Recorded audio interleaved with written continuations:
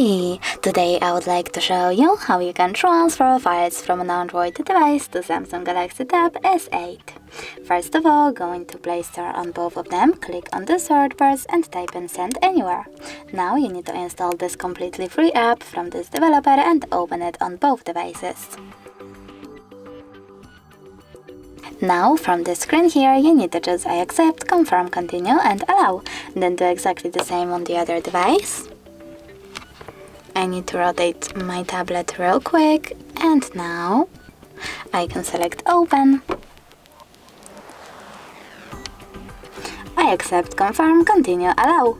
Then select receive on Samsung and send on an Android. Following that, click on all of those dots and choose send. This way you will select all of those files and transfer them. It will take a long time though, so I will go with only one file, choose send and click on get it. As you can see from here, we have two ways to connect. We can scan this QR code by tapping on this scanning icon on Samsung, choosing while using the app or only this time and pointing our device's camera at the code, but we can also just input this key over here and following that tap on receive.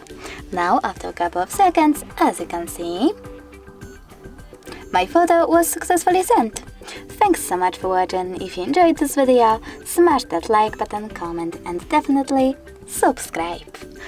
Bye!